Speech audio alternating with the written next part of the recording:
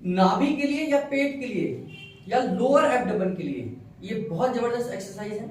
नाभि से नीचे, यानी कि नाभि अगर नीचे की तरफ खिसक गई है तो उस समय पर इसका इस्तेमाल कर सकते हैं। नाभि नीचे की तरफ खिसकी हुई है तो उस समय में इसका इस्तेमाल करेंगे, और नाभि अपनी जगह से हिली हुई है और लोअर एब्डोमेन में पेन है तो भी इसका इस्तेमाल करेंगे। इसे वॉल आसन कहते हैं या दीवार आसन कहते हैं। आपने बहुत सारी वीडियोस में मेरे कुर्सी आसन का नाम सुना होगा। कुर्सी आसन मैंने आपको बताई है, जो पीठ और पेट के लिए बेस्ट एक्सरसाइज है। आप सिंपल हैं, आप घर पर हैं, कोई और नहीं है, आप पेट के लिए क्या कर सकते हैं, तो कुर्सी आसन के साथ साथ इस वॉल आसन का भी इस्तेमाल कर सकते हैं, दीवार आसन का इस्तेमाल कर सकते हैं। आपने क्या करना है कि आप किसी भी दीवार के सामने आप लेट जाइए।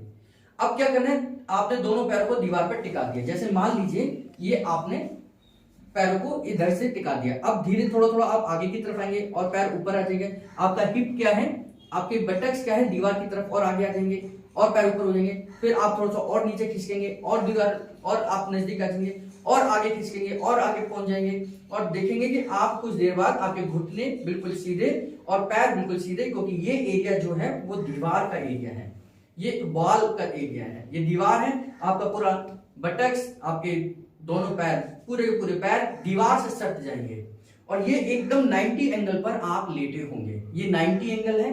इस 90 एंगल पर आप देखेंगे कि इस पूरा का पूरा सर्कुलेशन आपके पेट को चला गया है।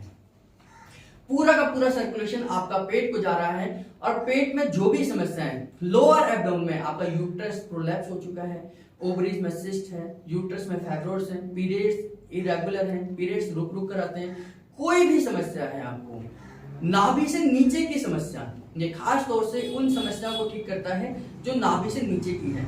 और ऐसे आपने रिलैक्स होकर लेटना है, कोई तनाव नहीं, कोई खिंचाव नहीं, बड़े आराम से रिलैक्स होकर आप लेटेंगे।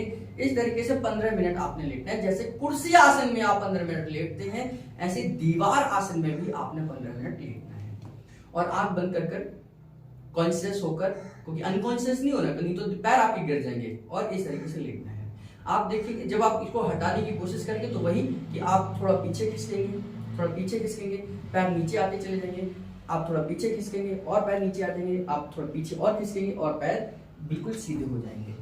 और एकदम से उठना नहीं है। जब आपने पैर सीधे कर दिए तो 2 मिनट आप बिल्कुल रिलैक्स होकर लेटिए, ताकि जो सर्कुलेशन ऊपर की तरफ आया था वो नीचे वापस चला जाए। अगर आपने एकदम से झट से उठने की कोशिश करी तो बैक पेन आ सकता है, चक्कर आ सकते हैं, पैरों में झंझनाहट हो सकती है। तो आप 15 मिनट वॉल आसन कर रहे हैं, उसके बाद धीरे धीरे धीरे धीरे वापस आ जाइए इस तरीके से, और 2 मिनट का रेस्ट कर। अगर आपको दोबारा से करना है फिर 2 मिनट के बाद में फिर धीरे धीरे धीरे धीरे पास आते चले जाइए, आते चले जाइए, और ये 90 एंगल पर लेके चलिए। तो 90 एंगल आपका बन जाएगा पैरों के साथ, और शरीर आपका बिल्कुल सीधा होगा, और इससे सारा का सारा सर्कुलेशन अपोजिट डायरेक्शन में आपके लोअर एब्डोमेन यानी कि नाभि से नीचे के एरिया में आएगा।